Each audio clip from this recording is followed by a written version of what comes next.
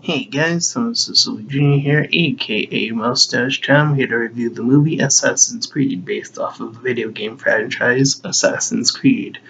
So, quick disclaimer, I've not played many of the Assassin's Creed games, just a very quick playthrough of either the second or third one.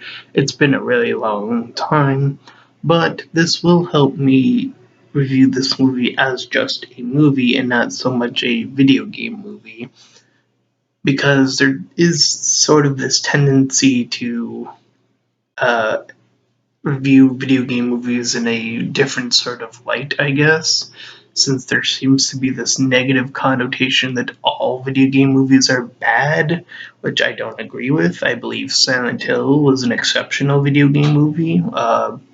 I personally liked Bayonetta, the animated movie, which is based off of Bayonetta, the video game.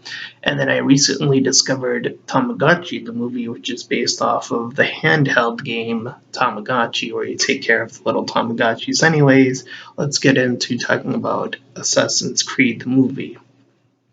So, just to give a quick uh, plot or story thread, we follow this young kid who grows up to be this guy who gets captured. His name is Salium or Callium, however you pronounce it. I'll just call him by his last name since it's easier to pronounce Lynch. Mr. Lynch, played by Michael Fassbender, uh, is caught by these individuals, and then years later he's sent to death. And through his sort of semi-unclear setup, he's faked to death, but the Assassin Guild helped him out, and then they brought him to their facilities.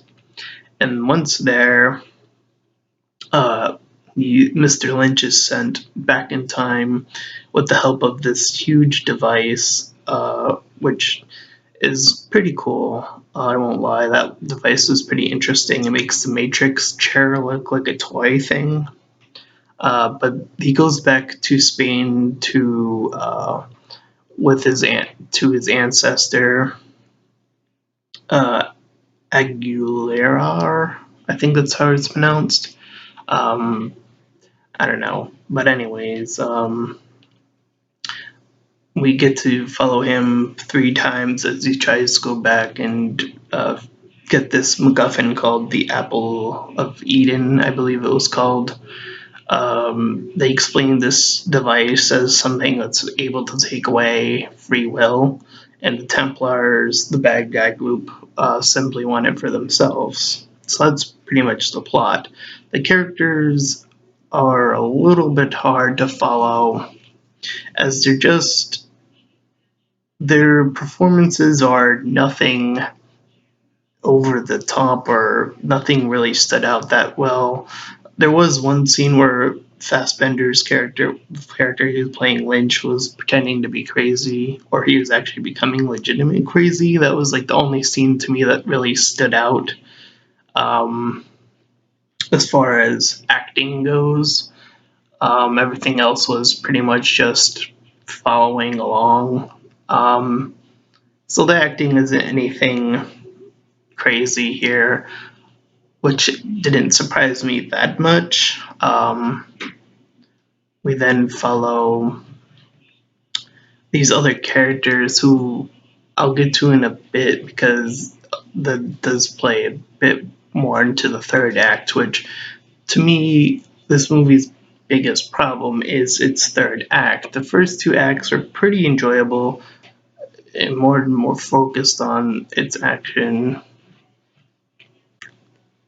uh, either through its parkour or the actual assassination bits. And even as little as I played, I know those are the 2 really big elements of Assassin's Creed: is the parkour and the assassination bits. I mean, it's Assassin's Creed, that makes sense for it to be that way. So the first 2 bits are fine as they are. Pretty enjoyable. They're pretty quick too, so you might miss something upon first viewing, but I probably wouldn't even consider coming back to a movie like this. It's more of a sort of one off, oh, you watch this film? Okay. It's one of those types of films, if you are going to watch it, and you're probably most likely going to be a fan of Assassin's Creed. Um, that just tends to be how video game movies work. They tend to draw in the people who play those video games. Um, and I can see those fans being disappointed that one of the features from Assassin's Creed didn't quite make it in, and that's when your little assassin character is at the top of a tower and then drops into a stack of hay. They cut off both of the opportunities to do that in the middle and at the end. I could see that disappointing people, as that's a very Assassin's Creed thing to do. They cut it off, which was unfortunate even for me. I was like, oh, they could have at least got him to the bottom. But anyways, besides that, nothing else really sticks out. The Spain parts are pretty cool, like when they're actually jumping across and fighting, as I said.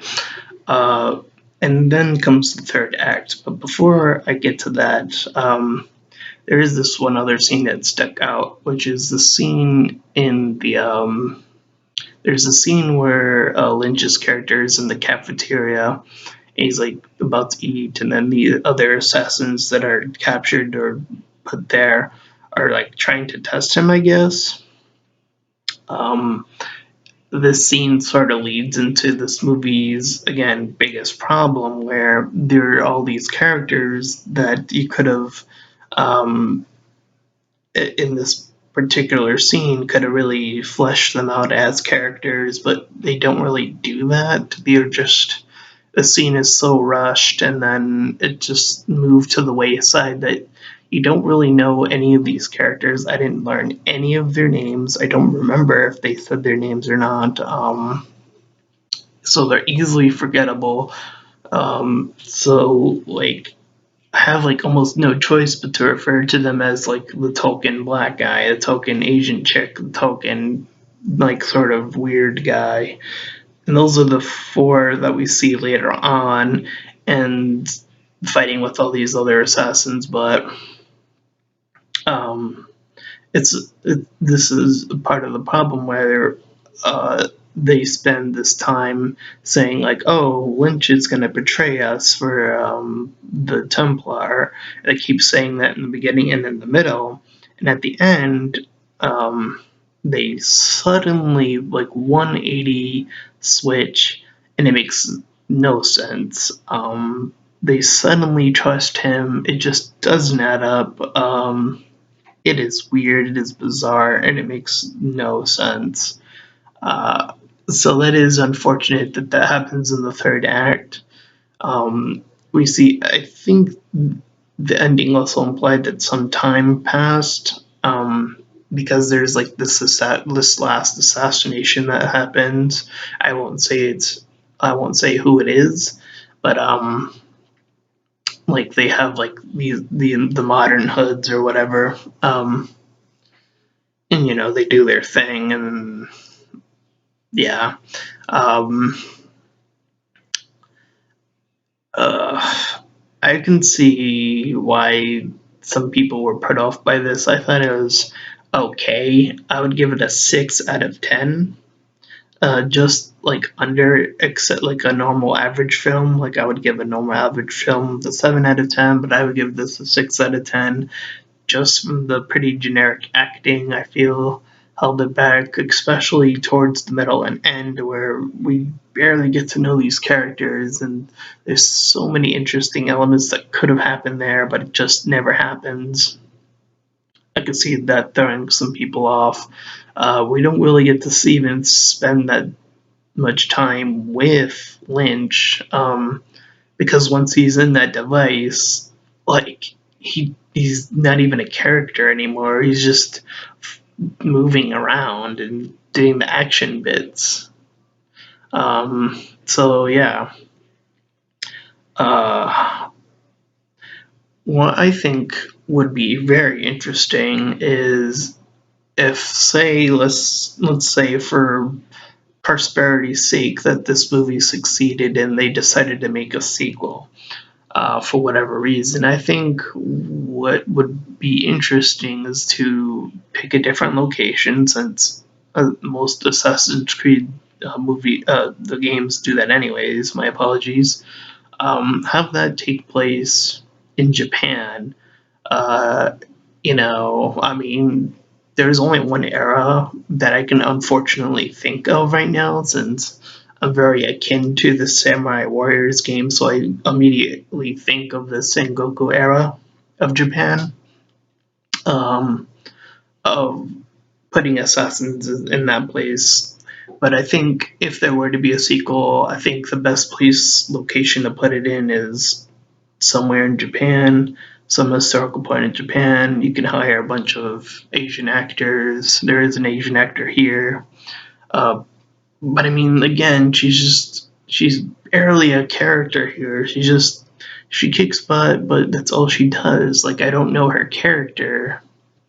So I think that would really be interesting to see it if they were to do a movie, since they haven't had a video game take place in Japan. Uh, I think that would help. And if they did a movie, let's say first, and then they could lead it into a video game, if that makes any sense. I mean, it's probably not the first time that would happen, anyways. 6 out of 10, pretty okay movie. I'm Thomas Sisulu Jr., aka Mustache Tom, and I'll see you guys next time.